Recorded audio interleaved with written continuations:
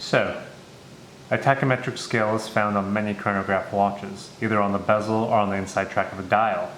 A tachymeter measures units per hour, how many cheeseburgers you can eat per hour, kilometers per hour. The units can be anything you want them to be. And where the chronograph hand points on the tachymetric scale, that is how many units an hour on average you can complete.